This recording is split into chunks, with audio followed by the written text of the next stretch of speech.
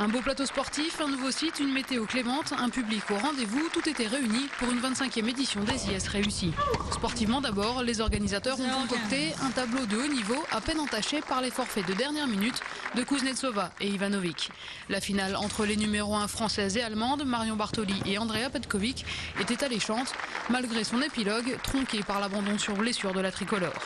Mais l'essentiel est préservé. On a vu du très bon tennis durant cette semaine et les joueuses sont ravies de préparer Roland-Garros à Strasbourg. Maintenant, j'ai gagné beaucoup de confiance et alors c'est plus facile avec la motivation. C'est la confiance est là et je suis encore une fois, je suis très heureuse que j'ai fait la décision de venir ici à Strasbourg. J'ai vraiment énormément de choses positives à retirer de ce tournoi. Donc l'année prochaine, quand je vais faire mon programme, c'est là-dessus que je vais rester focalisée et pas sur la blessure que j'ai eue en fin de tournoi.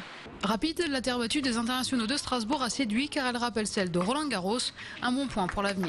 Je suis très confiant, j'avais des inquiétudes il y a 2 ans, justement sur le fait qu'il y avait beaucoup de joueuses qui ont pris des habitudes de venir très tôt à Roland-Garros.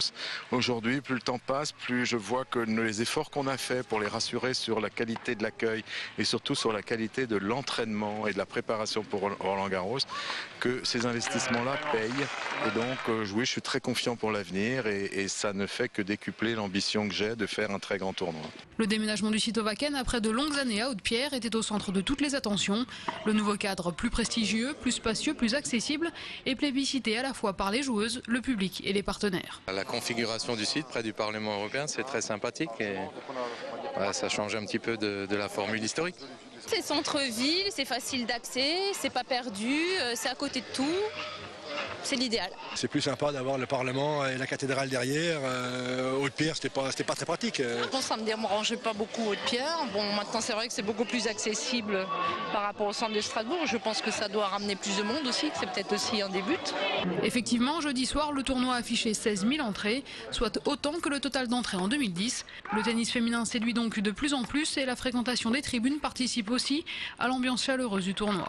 Je ne cherche pas tellement à augmenter la masse financière des recettes de la billetterie. Ce que je veux surtout, c'est qu'il y ait du monde et qu'on ait un vrai public de connaisseurs qui apprécie le tennis féminin et de voir que plusieurs jours de la semaine, on a été plein, eh bien, me rassure complètement.